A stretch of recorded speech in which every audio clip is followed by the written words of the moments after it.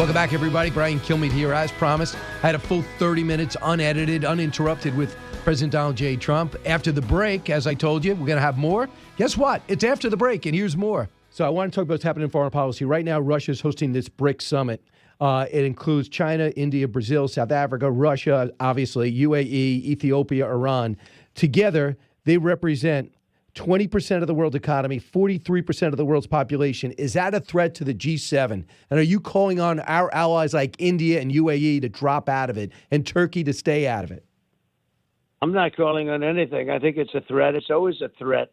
But the reason that threat is there is because Biden and Kamala are so pathetic as leaders. They're the worst administration in the history of our country. Jimmy Carter looks brilliant by comparison. I mean, they are the worst. There's never been anything like this administration. They are incompetent. They don't know what they're doing, and we'll end up in World War III over these people. So, I mean, I'm just blaming them because, frankly, if we had a real president, if we had a president that knew what he was doing and a vice president that could help, and she's worse than him. She's worse than him. I really believe that. I think she'll be actually worse than him. But you do look at BRICS as a threat, and that's something you want to address because they want to get off the dollar. The de-dollarization is what Russia wants to do. Will you push? Well, I'll solve that as soon as I get in, and I will solve it very strong and very nicely, and it won't happen. There's no way we get off the dollar. If we get off the dollar, that's like losing a world war. That would make us a third world country. Losing the dollar, losing the status of the dollar would be a loss almost of a world war. And it's not going to happen. If I'm president, it's not. Now, it would be nice if they could start today instead of January 20th. But you're right. That is a threat to the dollar. And it's a threat militarily. That's a big force you're talking about. And there's no reason for this. This should have never happened. Before I even premise this, I know you believe, and there's indications you're right, that Ukraine would never have been invaded if you had won the second term. However, there is a war going on, and you will inherit it if you win. And right now, it's been confirmed, fighting for Russia are North Korean soldiers and Chinese mercenaries. South Korea has indicated if North Korea is going to fight, we'll go. What do you do about this? And is one of the things releasing the restrictions on the weapons that we give Zelensky to actually hit the people who are hitting you? Because right now they're restricted. Your thoughts? Well, you mentioned at the beginning of this question that, I know it wouldn't have happened. It would not have happened. And that's the sad part. So many people are dead. So many people are killed. So many cities, almost most of them are just laying on their sides, broken up into smithereens. What a shame. Far more people died, Brian, as you know. You see that. Far more people died. And it's a horrible thing. And I hate what happened. But that is going to be your problem, Mr. President. No way it would have happened. It's going to be on the Resolute. Whoever the president is, it's going to be on the Resolute desk, top priority. What would you do about that? It will be a top priority, and I'll get both sides together, and I'll try and knock some sense into them. And I think I'll be successful. But it was a lot easier before it started, that I can tell you. And think of all the lives that were just wasted. Right. It really was. It's Vladimir Putin's elected war, and he basically lost his navy to a bunch of drones that Zelensky. I think they've been brilliant in many ways, but now they got their hands full. They got two other countries fighting against him. I wonder. And you didn't see that coming. By the way, you didn't see that coming, Brian. You got other countries going, and you have an incompetent president, and you have an incompetent vice president. She's more incompetent than he is. I want you to hear what's happening. Elise Slotkin, Democrat, Senator Casey, Democrat, are using you in their ads in a positive way. Listen. Tammy Baldwin got President Trump to sign her Made in America bill. That's why I wrote a law signed by President Trump forcing drug companies to show their actual prices. Casey bucked Biden to protect fracking, and he sided with Trump to end NAFTA and put tariffs on China to stop them from cheating. Do they deserve credit? Well, you got two others because you have in Ohio that's happening, and there's a couple of others too. I guess it's a compliment, but I just hope it doesn't affect the race. I would imagine it's probably a compliment. No, they're all saying that we were with Trump on the tariffs. At least tariffs are finally becoming popular. I'm not sure how you feel about it, but I will tell you, tariffs are going to make us rich again. Tariffs are the way to go. It's my favorite word in the dictionary, outside of love and religion, Brian. Let's move to Israel. Israel has done the impossible. They've decapitated Hezbollah. Yeah. They've released and located their financing and told the Lebanese where to find it. They also have wiped out all but one battalion of Hamas, including their leadership. And now they've all but promised, and it's expected they're going to hit Iran. I know you talked to Prime Minister Bibi Netanyahu over the weekend. Without giving away intelligence, I know you're concerned about the leaking or the hacking, whatever it is. What would you say to them about what sites should be hit or not hit inside Iran? It's sort of ironic the way you put that question, because you say without giving away intelligence. Brian, our intelligence or their intelligence has been totally leaked. That was a massive leak. And somebody is a real enemy to have done that. They've leaked the entire, 70, whatever it is, different plans and versions of it to the world. To the world. Think of it. How would you like to be Israel and wake up and find out that all of your various plans on attacking Iran have been leaked to the media and to the world? And this can only happen to this administration. This group of people is just so bad. And they think it comes out of the Department of Defense, but who knows, right? Who knows? Do you think it's a sentiment? There's a sentiment in this administration for Iran? And does things change when you come in if you win? We're going to get everything straightened out. We're going to get Russia and Ukraine settled up. We're going to get them settled up. We're going to work like hell, and I know you'd like to see that, and I know how you feel about it, and I fully understand how you feel about it. We're going to try and get that settled up and stop. We got to stop the killing, the death, all that death, and horrible, wasted death. It's so sad to watch. That whole culture has been taken down because those cities are knocked down to the ground for the most part, outside of a few areas.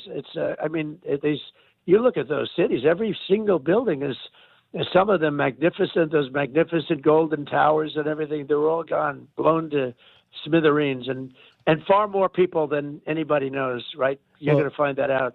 But I am going to sit down with them, and I know both of them very well, and I am going to try and get that thing done. I'm going to try and force a peace between them. And then with Israel, that's actually, in a certain way, you might say it's more complicated, but maybe not as difficult if you want to know the truth. It's probably a more complicated situation, but maybe not as difficult. But if Iran is the problem. Again, October 7th, Brian, I think you would be believing in this. October 7th would have never happened. Iran was broke. They didn't have money for Hezbollah. They didn't have money for Hamas. They had no money. They were absolutely. They would have made a deal, and I would have made a deal that's good. I want to make a deal that's good for everybody. But we don't want Iran to have a nuclear weapon. But if you look at your message to the Arab community, if you look at the Abraham Accords, there's really no administration that's done more.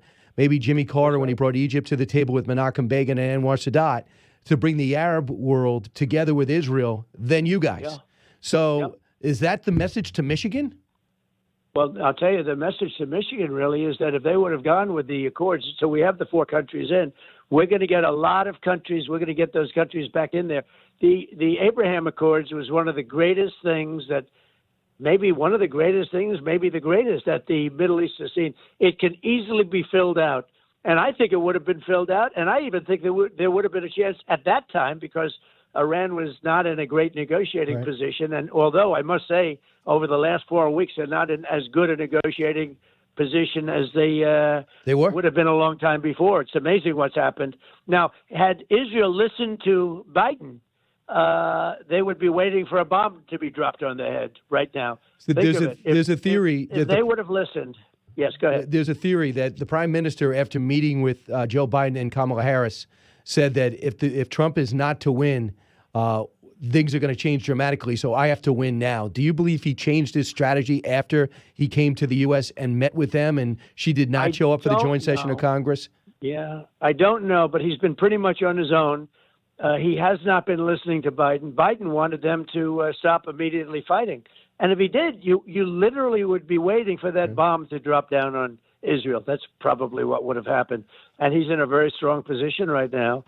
But with all of that being said, we'll see what we can do in terms of getting peace. But he has really put himself, Bibi's done a hell of a job of fighting, but he would not listen to Biden. He wouldn't do it. He wouldn't listen to Biden. Don't forget, when they made the original, when the United States made the deal, he came here, he was begging Obama, in that time Obama and Biden, but basically Obama, not to make the deal. a deal that I broke, and a deal that it was a great thing that I broke it.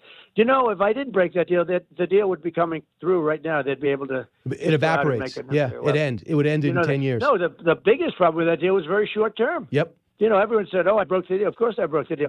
The thing would be coming due right now, and they would have a clear path to do it. There was, in theory, nothing you could do about it.